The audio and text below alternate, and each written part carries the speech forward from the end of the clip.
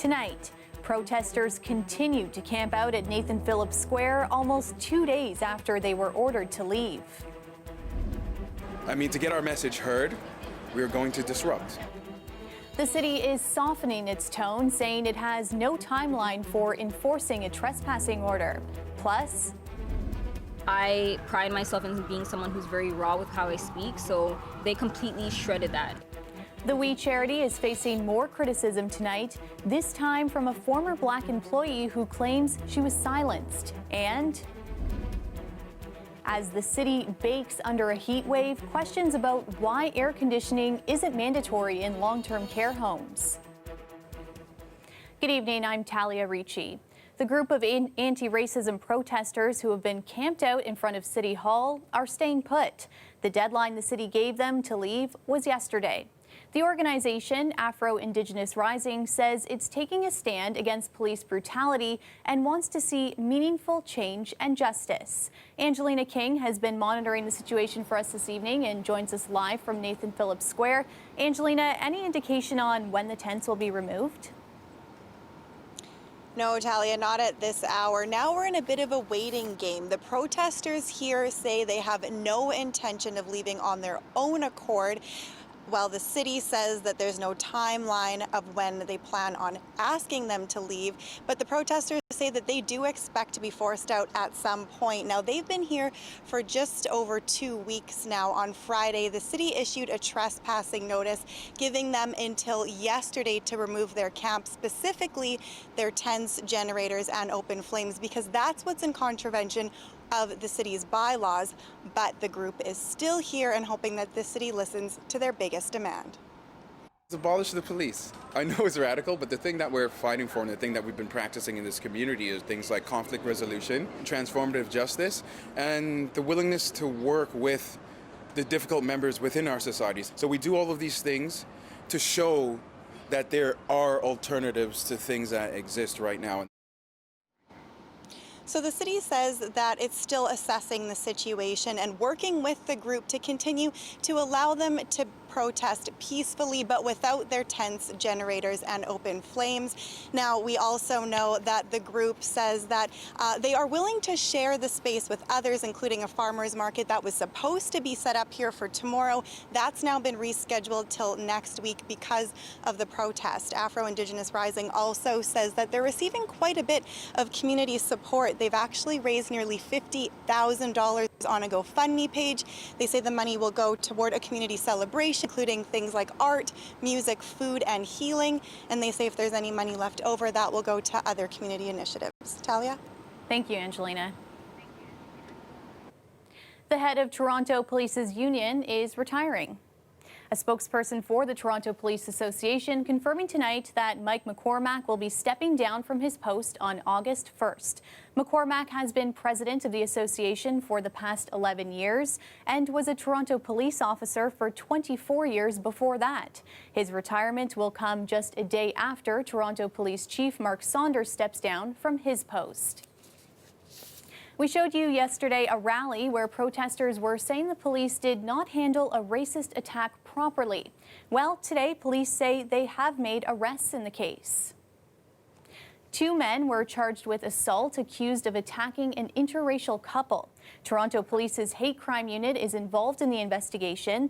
The alleged assault happened last Thursday morning at this park when a couple and the 2 men were separately walking their dogs. After an altercation, police say the couple was allegedly attacked and threatened with racial slurs.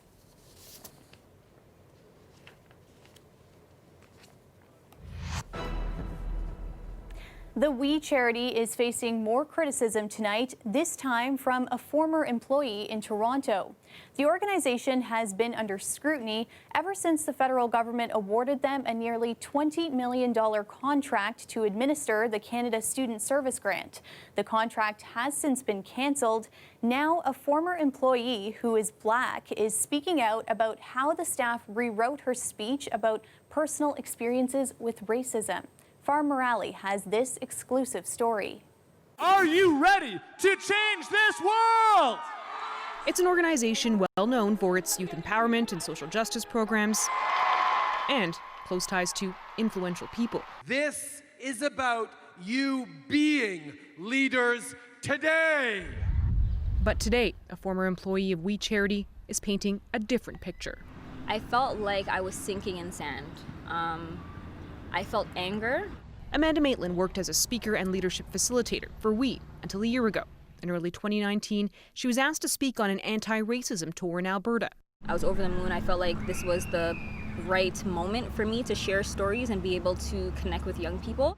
Maitland says a We team made minor edits to the speech she wrote, and she started the tour. But on a brief return to Toronto, she says she was called into a meeting in this office. I was literally put a new speech on the table and told that there had to be changes. It was completely watered down. It wanted me to talk about cornrows and it wanted me to talk about the Oscars, and the language was just completely different.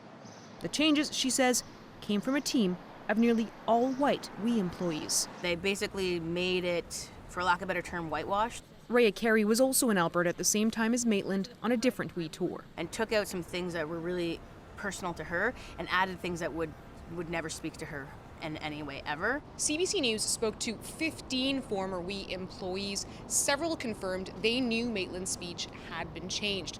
Most described what they called, quote, a culture of fear within the organization, one they say discourages them even today from wanting to be identified. It's something Carey says she experienced. Never in my life before had I felt like unsure about my opinion, my values, and where I stand because of how they made it seem like I was negative or bad. So first and foremost, one of the words that left my mouth was, I don't know if you understand how oppressive that is. Maitland first shared her story on social media 3 weeks ago. It's now sparked a flurry of testimonials on Instagram from others. I'm speaking out about it because I've left the organization. I too need to speak up about my experiences at We. I'm disgusted and enraged. We Charity did not respond to a request for an interview from CBC News, but the co-founders of the organization, Craig and Mark Kielberger, apologized publicly to Maitland on social media after CBC News reached out to the charity, saying, "You shared in your video that the words of your speech were altered. It simply should not have happened." In a separate statement to CBC News about an alleged culture of fear, We said, quote, "We members can anonymously submit on a feedback portal any concerns or issues they have." The Kielbergers also reached out to Maitland directly last week, but for now, she says, she's taking time to reflect on those words. I need to know that it's coming from a genuine place. I need to understand that it's not coming because there's havoc on social media. In its separate statement to CBC News, We said that it's launching a number of initiatives to, quote, do better. One of them is a listening tour that it's launching for current and former employees to have honest discussions about some of the ongoing issues within the organization. Farah Morelli, CBC News, Toronto. Premier Doug Ford got heated today, addressing concerns around long-term care homes and the use of air conditioning during this stretch of hot weather. His comments came after our own Lisa Shing questioned the government after hearing from families whose loved ones are living in sweltering conditions. For the last 4 years, Nick Popolo says his mother, Savera, has lived in sweltering heat in the summer at Woodbridge Vista Long-Term Care Home, where the rooms and hallways aren't air-conditioned. It's frustrating. We've been through a lot, as you know, these last months. Popolo took these photos on a visit last weekend. His mom's room was 27 degrees with 40% humidity. The temperature in the hallway by the nurses' station, not much cooler. They helped build Ontario, build Toronto. Now they're being told to live in these facilities with no air conditioning. And according to them, it meets their standards, which is ridiculous. Woodbridge Vista says it's in the process of installing 18 separate air conditioning units, and that COVID-19 protocols make it harder to cool the building with a system that circulates cooled air. Fans are required to be turned off to prevent the spread of the virus. The problem is Ontario's Long-Term Care Act does not require homes to be air-conditioned, a fact that surprised Premier Doug Ford today, who vowed to call the homes himself. I can't even imagine the amount of heat that's going into these rooms. It's terrible. And these poor elderly people, they can't defend themselves. That's our job. So I asked Ford what he would do. So does that mean you would consider amending the act to include something that would make air conditioning mandatory? I'd consider it. I'd like to get these owners that don't put air conditioning, I'd like to stick them in the room for 24 hours of 30-degree heat, see how they like it. Or put their parents in there. If he's a man of his word and he really thinks it's awful and he wants everybody to make sure there's air conditioning in long-term care, then I'm welcoming him. I'm inviting him to bring that legislation forward, and we'll pass it tomorrow. One of the problems in the lack of regulations has been an issue for years, according to advocates. Well, I think it's really serious. We get complaints every summer, and it's really difficult to know. We know that right now it's even worse. That's because the rules state homes without air conditioning must have a designated cooling area for every 40 residents. But that isn't happening because of COVID-19 and physical distancing regulations. Lisa Sheng, CBC News, Toronto. The province introduced new legislation today to extend pandemic emergency orders until next year. The orders that we're putting in place ensure that in measured ways, we can make sure that we protect certain regions or certain businesses if the need arises, so that the ability to react and respond quickly is what we are bringing forward. The proposed legislation would allow the government to extend or amend some emergency orders a month at a time. Under current legislation, the province can only issue emergency orders while the state of emergency is in place. Ontario's state of emergency is set to expire July 15th. If the bill passes, the government could move parts of the province back to earlier stages of the pandemic lockdown if required. Masks are now mandatory in indoor public spaces in Toronto. The bylaw applies to spots like grocery stores, retail shops, and places of worship. The more we keep the virus from floating around in the air, the less it spreads. Yeah, because there's vibrations on it. I don't think it's right. I think it should be a choice that you have. I think the only solution is to protect yourself so that you can protect others. City Council voted to make the move last week. Exceptions will be made for children under 2 and for those who can't wear a mask due to medical reasons. The city says they will be focusing on education rather than strict enforcement. The temporary bylaw will remain in effect until at least the end of September. A similar bylaw will come into effect in Durham region later this week. York, Halton, and Peel regions are all considering the move. A small but vocal group of mandatory mask opponents gathered downtown today. They say the new bylaw is undemocratic. Lorenda Redekop has more now on the wider movement behind the demonstration. A few dozen people openly defy the new Toronto bylaw, making masks mandatory in indoor spaces. One of their leaders is a man who's also protested against the lockdown during COVID-19. But you're not going to tell us to do what we don't want to do. Freedom of choice is essential. Also here is Letitia Montana, the woman who filmed trying to get into St. Joseph's Hospital without a mask. But you're making me wear a mask, otherwise you're going to deny me service if I don't wear a mask.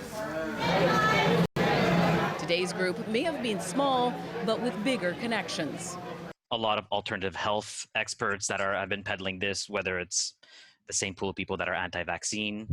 Marc-Andre Argentino is a PhD candidate studying conspiracy theories at Concordia University.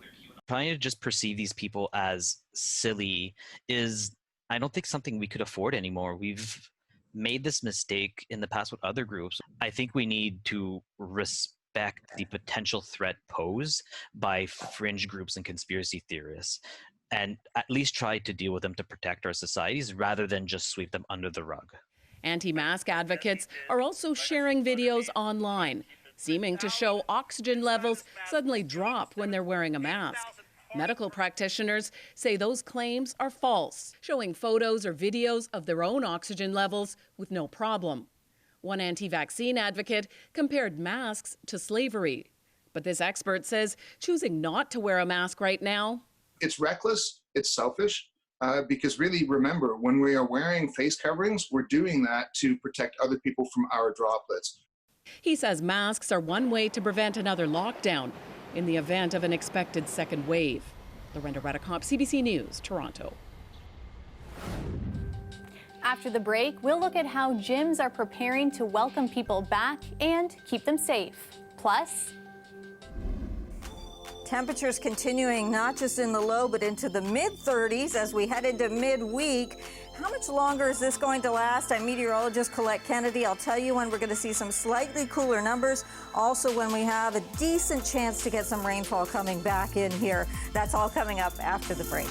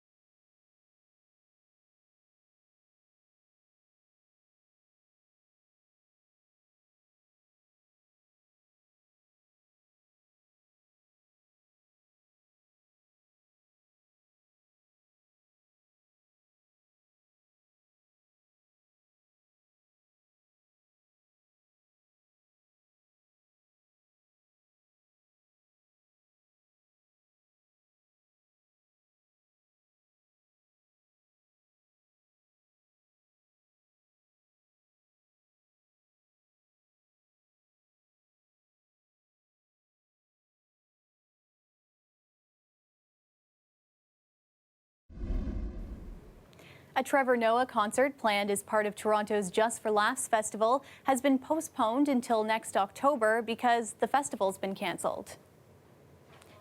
The 11-day festival would have gone ahead on September 19th, featuring acts from Carol Burnett, Pete Davidson, and Queer Eye's Jonathan Van Ness. Organizers say they are working on some alternative plans for the festival's 9th edition and will share the news in the upcoming weeks.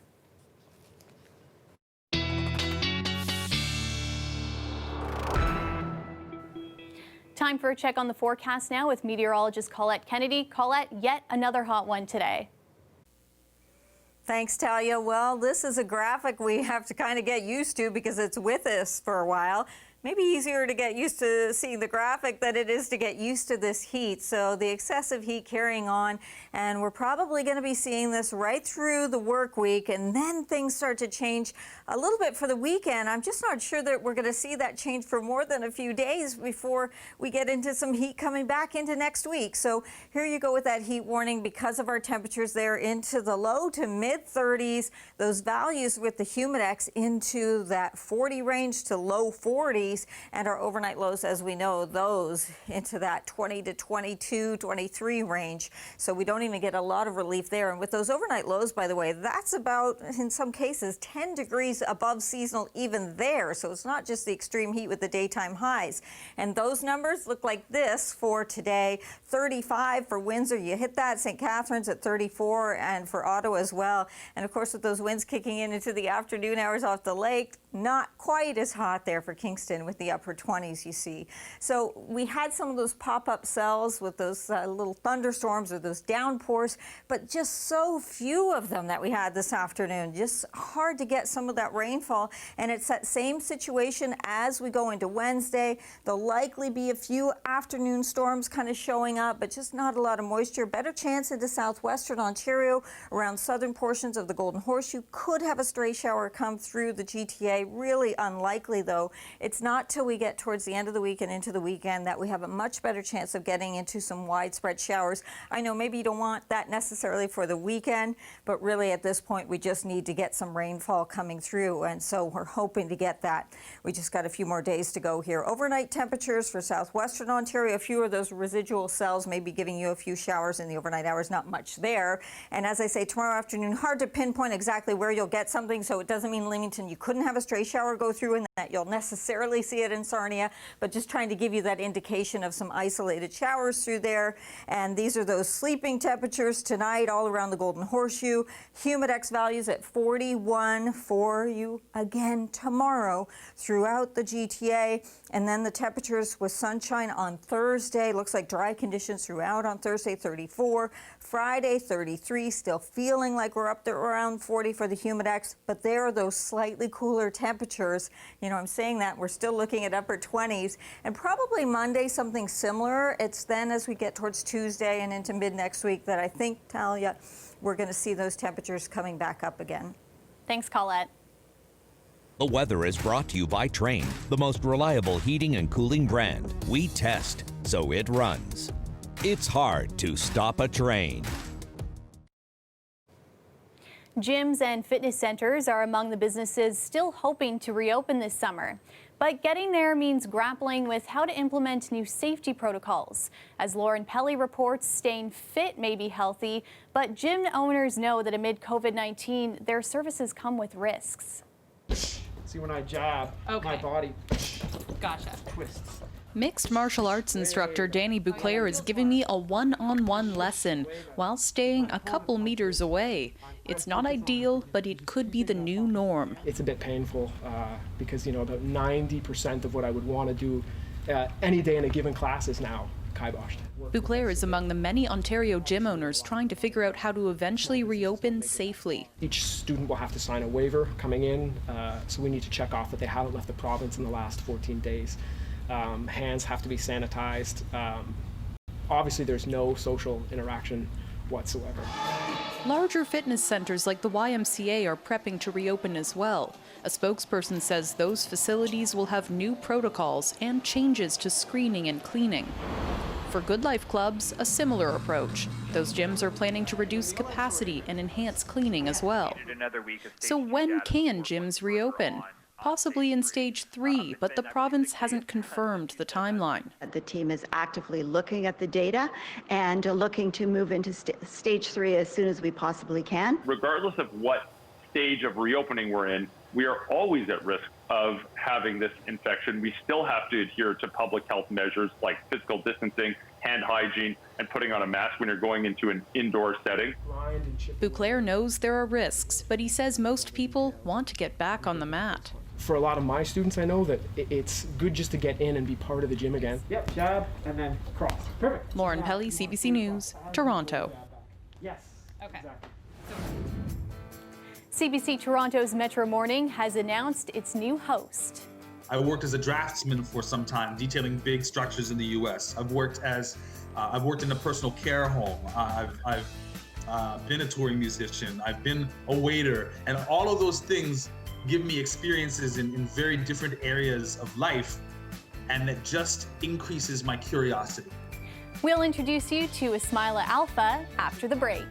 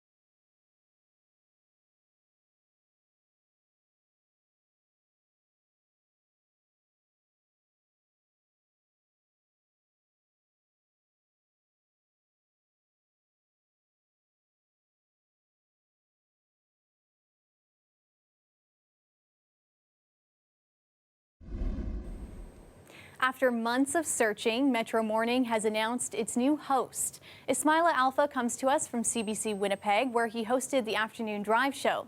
Our Dwight Drummond got the chance to speak to Alpha today. He asked him what he's most excited about. I'm excited to be in Toronto. I've wanted to live in Toronto for years. Being a touring musician and coming through, it's always been a place that I want to be. So I'm excited to meet the people and really enjoy the tastes, the smells, and the sounds of Toronto as the host of Metro Morning. Alpha was born in Zaria, Nigeria, before moving to Edmonton when he was 8. At CBC Manitoba, Alpha worked his way up from being an intern with no formal journalism training to hosting shows, including Scene about arts and culture and the afternoon show Up to Speed. Alpha has also written several online pieces on topics like Black History Month and racism in his hometown since joining the public broadcaster in 2008. He officially takes over as the host of Metro Morning at the end of August. And that's our show for you tonight. Thanks for watching. Dwight Drummond has your next local newscast tomorrow at 6. And you can get caught up on news anytime on our website, cbc.ca/Toronto. Good night.